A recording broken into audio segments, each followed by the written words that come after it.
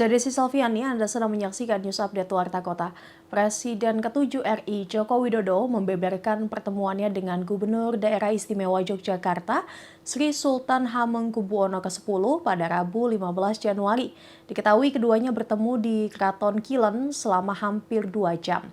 Jokowi menegaskan bahwa pertemuan tersebut tak membahas politik melainkan fokus pada geopolitik dan ekonomi global. Sultan Hamengkubuwono X juga membenarkan bahwa pembicaraan mereka tak melibatkan politik. Sebagai informasi, kunjungan ini merupakan yang pertama kali bagi Jokowi ke Keraton Yogyakarta. Hal itu lantaran setelah Jokowi tak lagi menjabat sebagai presiden. Ia pun tiba sekira pukul 9 pagi dengan kendaraan berwarna hitam. Setelah pertemuan, Jokowi meninggalkan keraton sekira pukul setengah 11 siang tanpa memberikan komentar apapun kepada awak media. Dengan beliau, itu aja. Diundang beliau atau seperti apa sih Pak? Saya yang... Ada pembicaraan politik nggak Pak? Enggak. Artinya Silaturahmi biasa, karena lama saya nggak berjumpa dengan beliau.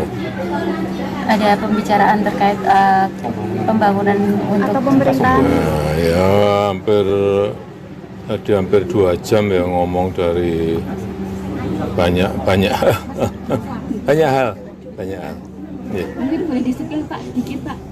Salah satunya apa Pak yang ditekankan waktu yang paling penting dalam pembicaraan tadi terkait pembangunan? Lebih banyak tadi di jalan tol mungkin Pak. Geopolitik dan ekonomi global.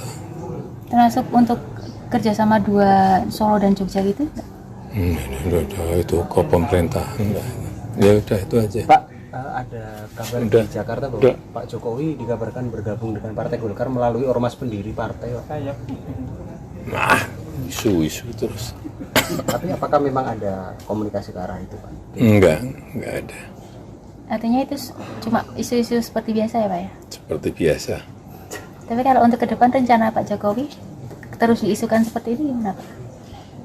Yang paling gencar kan Golkar Pak. Atau sudah memutuskan partai apa Pak? Enggak. Udah. Oke, terima kasih. Pak.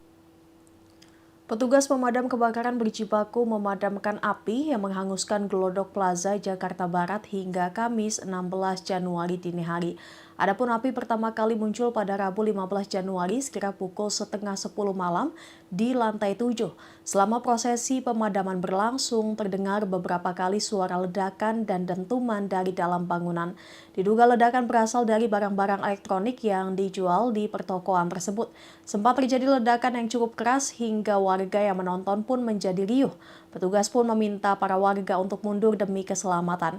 PLT Kepala Dinas Pemadam Kebakaran Jakarta, Satriadi Gunawan mengatakan saat tim damkar tiba di lokasi, api sudah membesar. Satriadi berujar, selain fokus melakukan pemadaman, pihaknya juga berhasil mengevakuasi 9 orang yang sempat terjebak di dalam gedung. Adapun hingga pukul setengah 7 pagi, asap hitam masih membumbung di lokasi kebakaran. Sejumlah mobil damkar juga masih siaga untuk menyemprotkan air ke titik api di sisi barat Glodok Plaza. Terkait pemadaman kebakaran di Glodok Plaza, ada sebanyak 45 unit mobil damkar dan 230 personel yang dikerahkan. Sejauh ini belum diketahui penyebab ataupun kerugian imbas kebakaran tersebut.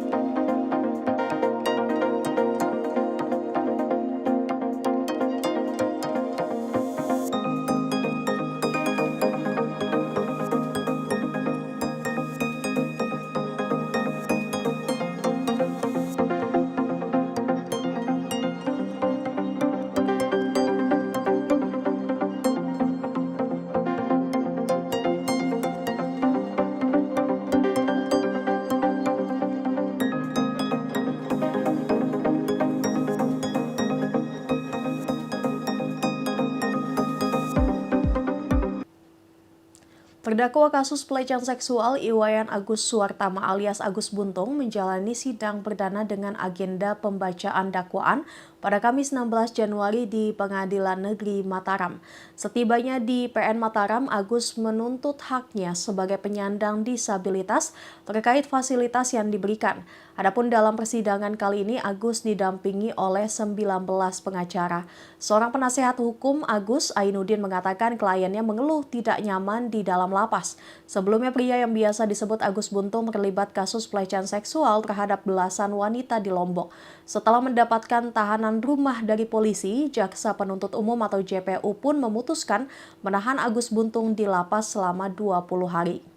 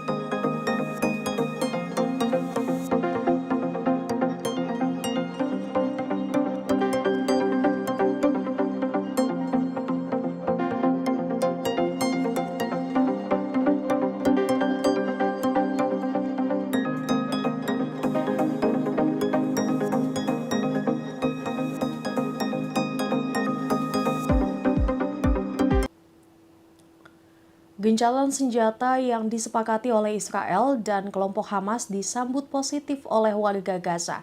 Ribuan warga Gaza bahkan bersorak dan berpelukan merayakan gencatan senjata tersebut. Dari foto yang beredar, warga nampak berkumpul di halaman rumah. Mereka bersorak sembari memukul alat musik. Tak hanya itu, warga Palestina tersebut juga saling berpelukan satu sama lain. Di luar rumah sakit Syuhada Al-Aqsa, di Der Al-Balah, ratusan warga Palestina meneriakan yel-yel, bernyanyi, dan mengibarkan bendera. Sekelompok anak laki-laki muda memimpin menyanyikan perlawanan yang populer, sedangkan orang dewasa merekam momen itu di ponsel mereka. Kerumunan juga terlihat di Khan Yunis, Gaza Selatan. Para pemuda menabuh genderang dan bersorak merayakan gencatan senjata Israel Hamas. Kendaraan kelompok bersenjata Palestina yang melaju perlahan di jalan juga disambut sorakan. Diketahui dalam kesepakatan gencatan senjata ini, pasukan pendudukan Israel nantinya akan ditarik dari Gaza. Selain itu dilakukan juga pembebasan sandera dari kedua kubu.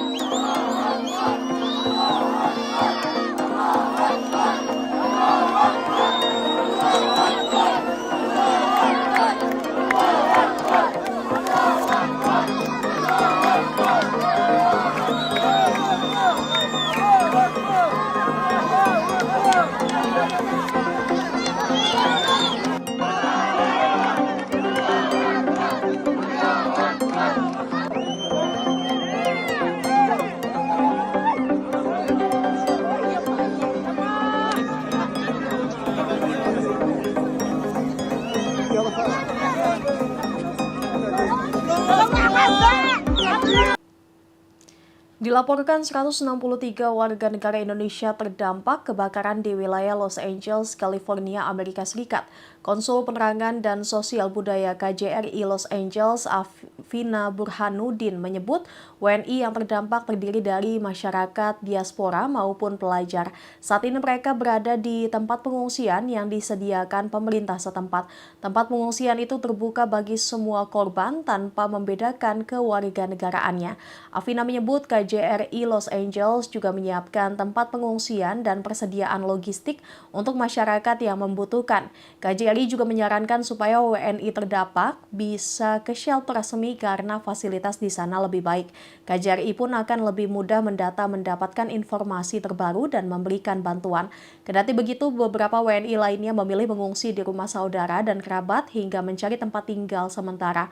Sejauh ini terdata 163 WNI, baik masyarakat diaspora maupun pelajar, yang terdampak kebakaran hutan Los Angeles. Sebelumnya jumlah WNI yang terdampak per Sabtu 11 Januari sebanyak 97 orang. Mereka yang terdampak tinggal di Pasadena, Altadena, Silmar, dan Calabasas. Terkini KJRI Los Angeles mengimbau WNI untuk mengikuti arahan otoritas. Pasalnya sejumlah lokasi kebakaran LA masih ditetapkan sebagai zona darurat oleh pemerintah setempat.